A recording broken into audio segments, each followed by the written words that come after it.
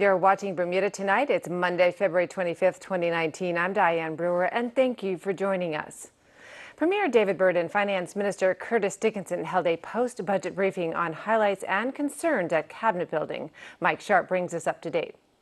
Premier Byrd said we have economic challenges, but yet government can announce its first budget surplus in 16 years.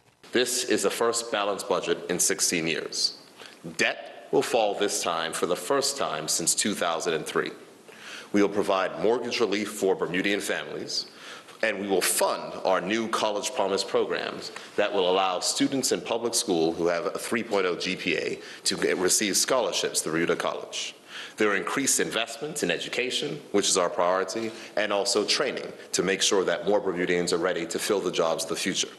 There are investments in social programs to tackle the root causes of violence in our communities. And then finally, there's payroll tax relief for retailers and local musicians. Finance Minister Dickinson made it clear that they will no longer be trying to raise an additional $50 million in revenue. And as stated in the budget statement, we've concluded that it was not prudent to raise an additional $50 million in revenue at this time. Additionally, the government has suspended the mandatory annual contribution to the sinking fund rather than borrow additional monies to make this annual contribution. In the 2019-2020 budget statement, we'll create conditions to foster economic growth, which will increase jobs, increase income, and raise the standard of living for Bermudians. The highlights of the 2019-2020 budget feature a 0.4% decrease in total expenditure of $4.3 million from last year's original estimate, and this includes current and capital expenditures plus interest on debt. Revenues are forecast to rise by 2.6%, or $28.6 million, and the current account balance before interest on debt and capital expenditure is budgeted to be a surplus of $188.6 million. The current account balance after interest is also budgeted to come in at a surplus in the amount of $72.1 million. This represents an increase in the current account surplus of $35.4 million when compared to the 2018-2019 budget on a like-for-like basis. Given the above, we can report that this year the government will report a budget surplus of $7.4 million. The finance minister spoke on the new land tax structure, as there seems to be some confusion. There will be an increase in land tax on commercial properties from 7% to 9.5%, and land tax on tourist properties from 7% to 8%. We will also amend the land tax rate structure for residential properties. And I'm Mike Sharp with Bermuda Broadcasting News. In other news, it appears there will be no standards-based grading done by public school teachers anytime soon. An emergency meeting was called by the Bermuda Union of Teachers to discuss ongoing negotiations. It is understood that the meeting, a motion was moved that teachers not complete the standards-based grading. We are told teachers were asked to identify the most pressing issues as they relate to the current negotiations. Reports are 9 areas were identified, including the state of facilities, increased leave, non-teaching deputies, and pay alignment. In other news, no serious injuries reported after a car went over a stone road barrier on Harbor Road in Paget. A little before noon today, police officers responded to the crash where the car was left overturned at the waterside. The occupants managed to escape the car and did not appear to have any visual signs of serious injury, and there were some traffic delays in that area.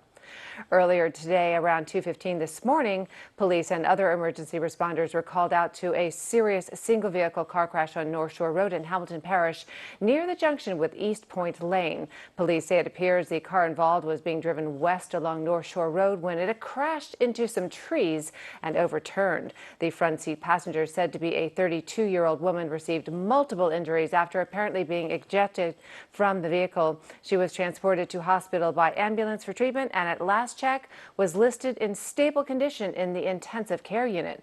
The driver, believed to be a 30-year-old Smiths Parish woman, was not seriously hurt and later arrested on suspicion of impaired driving. Inquiries continue, and any witnesses are encouraged to call the main police telephone number at 295-0011. Coming up, more news and the latest from AccuWeather headquarters. Stay with us.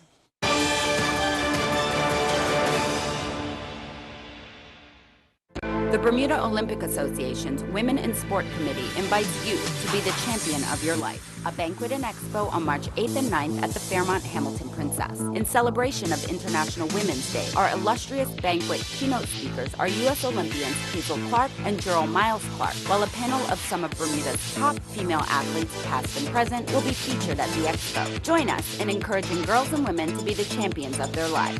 For more information, visit olympics.bm.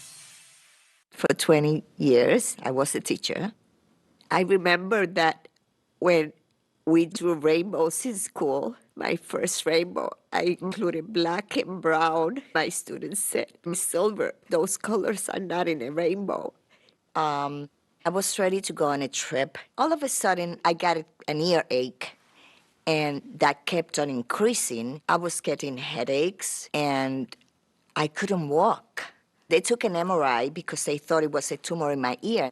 Instead, there was a tumor in my head, and it was big.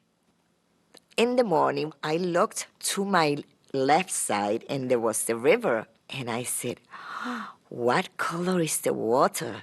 I was in awe. I was looking at the different colors that I never saw.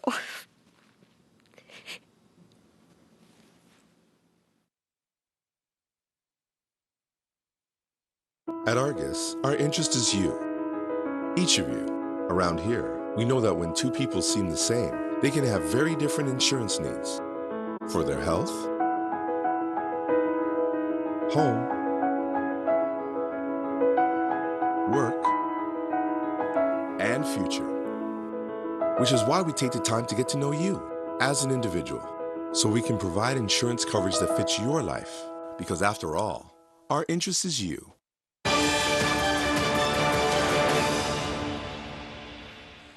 Welcome back. A Bermudian man avoids prison time in the UK after carrying a BB gun while wearing a hockey mask on a shopping street. 29-year-old Tyvon Bean admitted to charge of a fray in Hull Crown Court last week. He was arrested after walking down one of Hull City's busiest streets wearing a mask and waving the imitation firearm. According to a Hull newspaper, Bean admitted his actions were, quote, stupid, but denies pointing the gun at a woman in a bus stop after a bus driver reported Bean and another man to the police. He explained that he plans to turn his life around and open an authentic Bermudian restaurant in the East Yorkshire area with hopes of bringing his 6-year-old son from Bermuda to the UK in the future. He was sentenced to 100 hours of unpaid work. And a young law student has become the first Bermudian to be nominated for Commonwealth Youth Awards for excellence in development work for his grassroots youth organization. More in this report.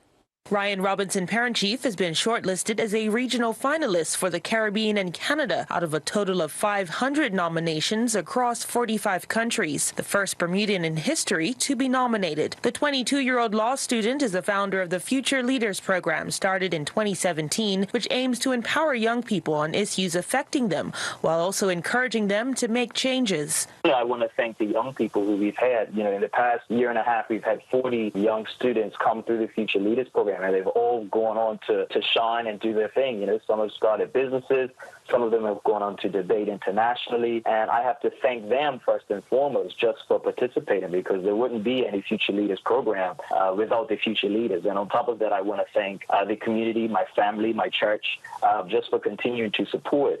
The Commonwealth Youth Award celebrates the achievements of people between 15 and 29 years of age, whose projects are making significant strides in their respective communities. I've always been raised to be interested in what's going on in my community around me. I've always come from a family and a community of people who are passionate about making positive change in Bermuda. So for me, it's sort of just a natural thing that if I have an ability to help others, then I do it. And so with starting the Future Leaders program, that was the reason why. It was just getting other young people to see their own potential, educating others about some of the issues in the community, and just starting the discussion. Ryan is hopeful that if chosen to represent the region, the award will inspire other young Bermudians to find their passion. I went along with Russell Lister last year for the first time to the Commonwealth Youth Forums, and that was the first time Bermuda was represented at the Commonwealth Youth Council. And I think just our presence there was able to show a message to other young people in Bermuda that they too can represent Bermuda on an international level and advocate and debate and talk about issues that are affecting Bermuda and the rest of the Caribbean. Once 4 regional winners are announced, they will be invited to attend a ceremony in March in London.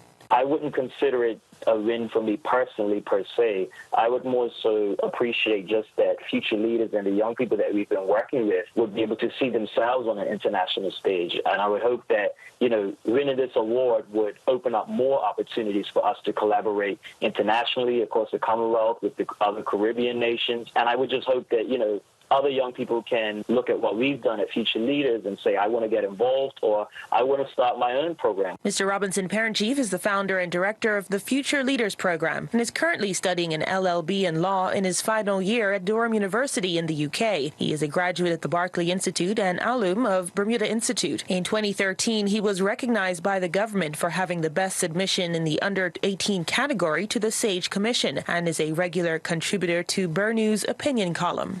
Jasmine Patterson reporting for Bermuda Broadcasting News. And turning to weather news, a mixed day today, but improving conditions for our Tuesday. Let's go to AccuWeather headquarters for the latest. AccuWeather is presented by BF&M Insurance Group. We now go to AccuWeather headquarters.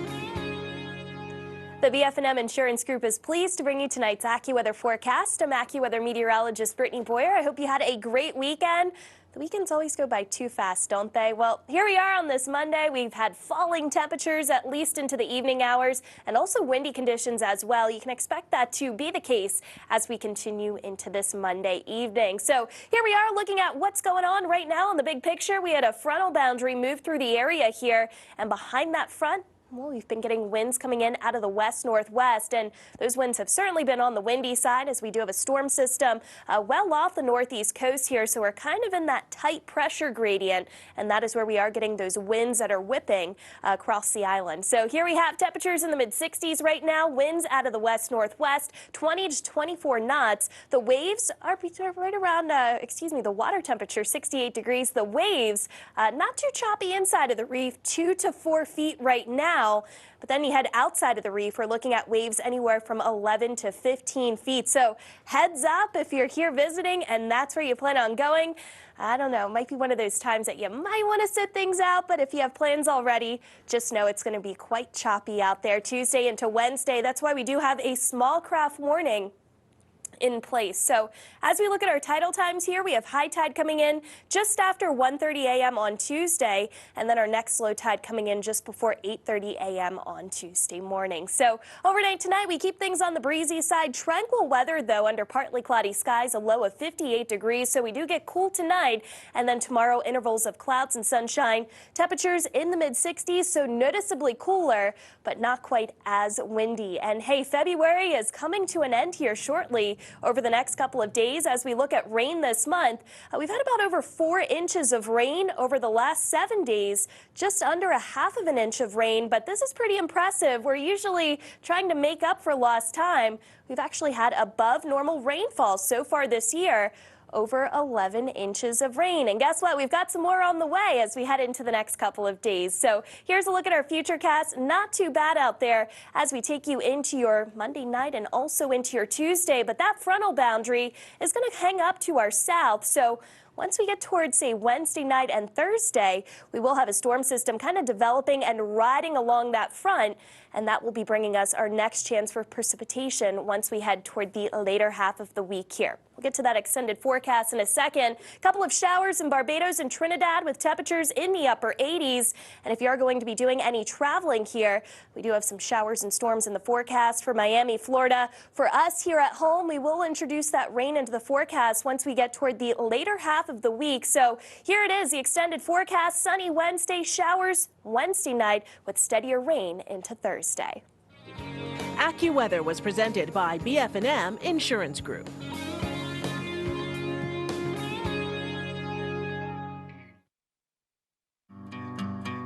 I was diagnosed with illness. Very frightening because my son had just turned 1 and it was a cancer. So I'm young, new baby, and I needed to get the care that I knew would be definitive so that I wanted to be around for him for a very long time. I got in contact with BF&M, and BF&M was able to commit at that time to doing at least 50%, so we were comfortable, okay, well, we're gonna go.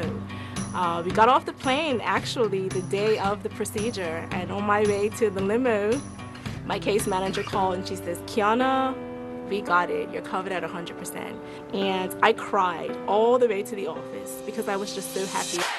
The BF&M difference is that I really felt that the case manager really was concerned about my overall care. And because of that, I really appreciated them. I think that personal care, that willingness to listen, and then to work until they were able to get it so that I could get full coverage really made the difference for me.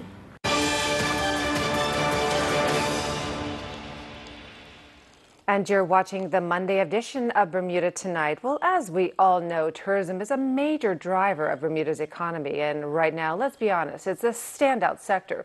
Record numbers of people are visiting, they're spending more money, and the season is expanding well beyond the summer months. One hindrance, the majority of people aren't even aware of Bermuda. Tony Waterman takes a look at how social media can help boost the Bermuda brand. For those who've been to Bermuda, it's a place they don't quickly forget. I think my favorite part was Sea Glass Beach. The sound before you even get down there was just amazing. It's just bright and colorful, and everyone was so friendly. But for most everyone else... Do you know where it is? Out in the water. Down off of Florida to the east. This young man, 2 hours outside of Boston, is, unfortunately for Bermuda, in the majority. A recent survey by the Tourism Authority showed that less than 20% of respondents were familiar with the island. And because of this low familiarity, other destinations look more interesting. It's an old problem in need of a new solution. So it's not just regular television marketing anymore, because people with the streaming services and things can opt out with, not seeing TV commercials. It's not a static print ad anymore because those media are less and less nowadays. Enter social media. Nearly half of the world's population uses some form of it, and 97% of U.S. millennials are already sharing photos and videos of their travels online. The standout is Instagram, which has made wanderlust contagious. Mainly because it's so visual and also targets a younger demographic than Facebook. More than 80% of Instagram users are in that coveted 18 to 44 age group, the ones with the time, money, and ability to travel.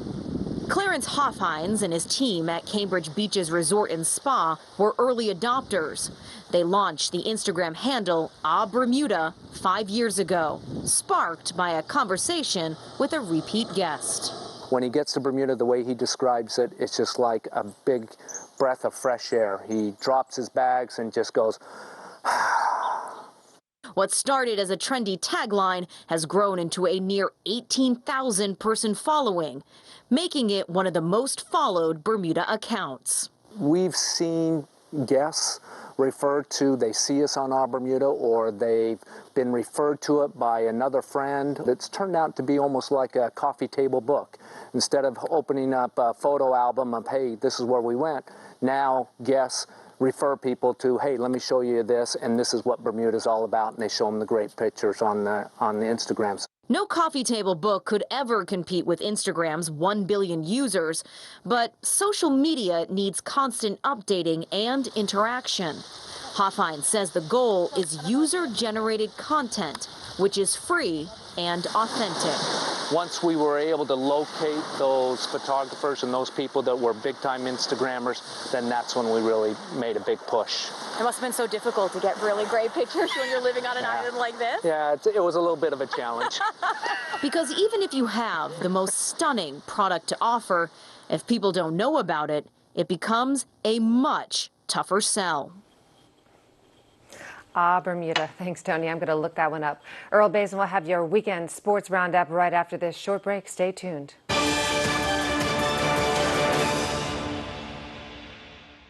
Our Tempur-Pedic gives us the best night's sleep ever. I recommend my Tempur-Pedic to everybody. The most highly recommended bed in America just got better. Introducing the all-new, reinvented Tempur-Pedic. Designed with the most pressure-relieving material we've ever created and superior cool-to-touch technology. It adapts and responds to your body's unique needs throughout the night for your deepest, most rejuvenating sleep. At Furniture Walk, furnishing Bermuda's homes for over 30 years. 12 Harvey Road, Paget, 292-5209. Bermuda, home to 64,000 people, or 63,799 to be exact. Famous for some of the best beaches in the world. And cajaos, and shorts, and fish sandwiches with tartar sauce, and rum swizzle, and parties. Since we're 640 miles into the Atlantic Ocean, it's an expensive place to live. Yeah, pay $25 for a peanut butter sandwich. So how do we earn money? We don't mine for gold, or make mobile phones, or manufacture clothes. Since we don't make products, we provide services. In fact, more than 98% of our economy is made up of services. Of those, a majority are global financial services, accounting, trusts, insurance, and many other services that keep the world's economy moving. This is called international business. Those who do this work spend their money on all kinds of things, like restaurants, real estate, gardening, hairdressing, boats, dog grooming, soy caramel macchiato lattes, and everything else. Which means for every job in international business, an extra 1.3 jobs are created in Bermuda. This is called the multiplier effect, and it creates opportunities for all of us. Yet another reason that international business is everybody's business.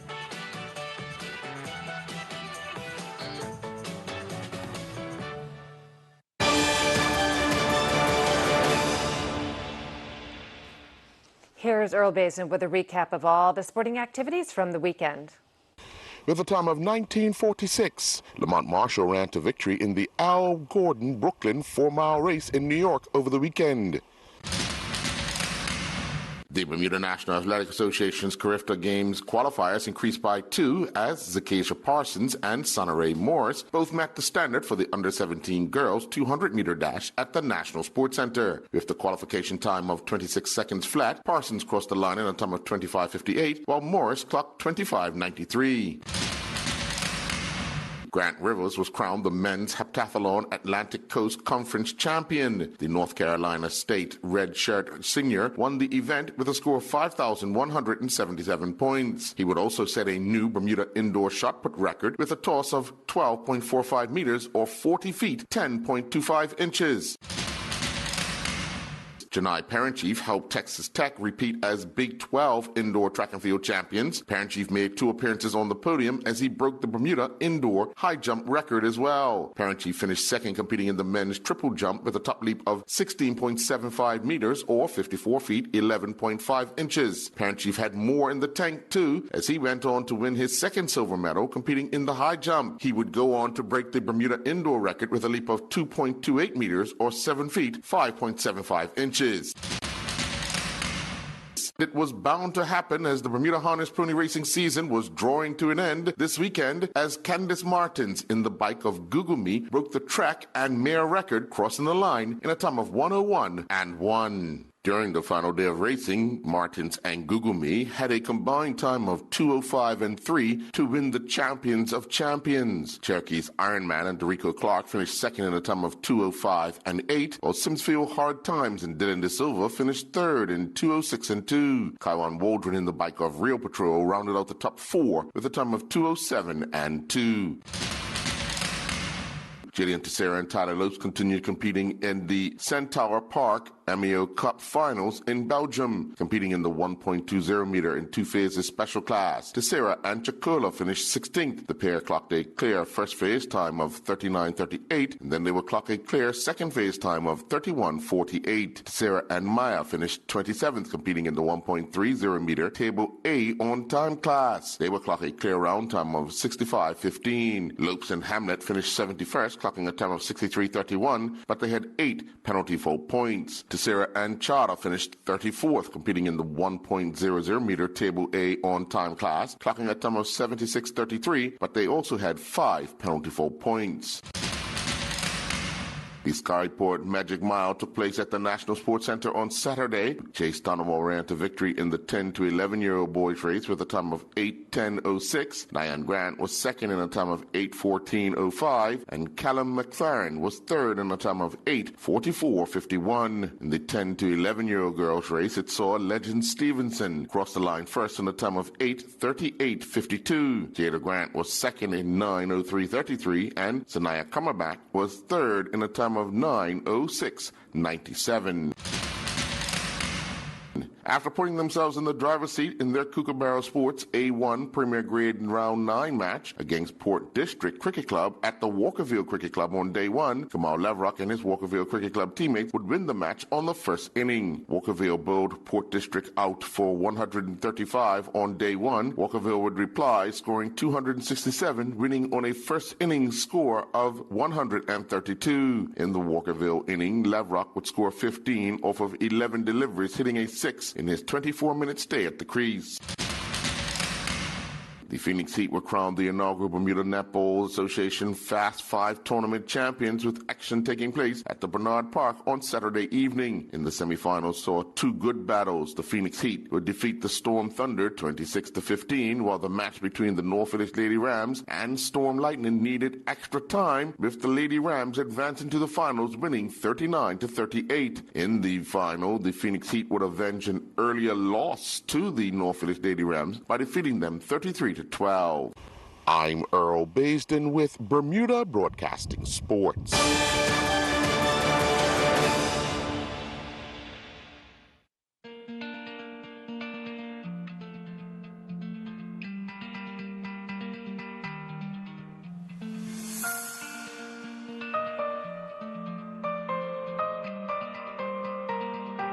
We provide education, early detection, radiation treatment, and support for cancer to all. We provide in-home care, financial assistance, and emotional support to cancer patients and their families. We provide financial support and enhanced quality of life for patients and their families in hospice care.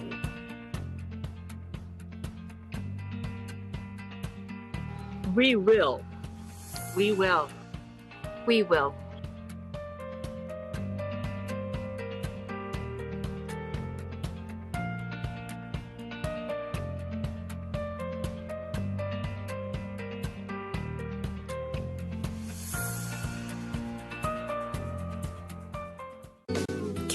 Wondering, do cell phone and internet providers really look out for his best interests? And what about electricity? Like most people, Cal's had his share of bad experiences with service providers. Yet, he also has friends in the industry who go above and beyond for customers. As a consumer, your experience shouldn't be hit and miss, which is why the regulatory authority is introducing consumer protection standards. Cal likes that. The standards will mean improved frontline staff training, fair and honest marketing and advertising, better handling of complaints, easy to understand billing, and protection for vulnerable consumers. The new guidelines will also set service standards for managing outages, customer data privacy, and more. The regulatory authority wants to know what's important to you. It's easy to have your say. Go to rab.bm to be part of the Consumer Protection Public Consultation.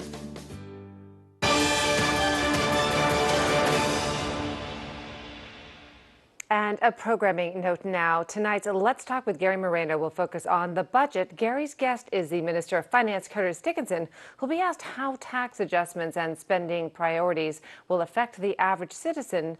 Throughout tonight's show, viewers will be able to take part in real-time polling via the website menti.com. Polling will open at 7:30 p.m. That's a budget special. Let's Talk with Gary Moreno tonight at 8 p.m. right here on ZBM TV 9. That's our newscast on this Monday evening. I'm Diane Brewer. Thank you for sharing it with us. Good night.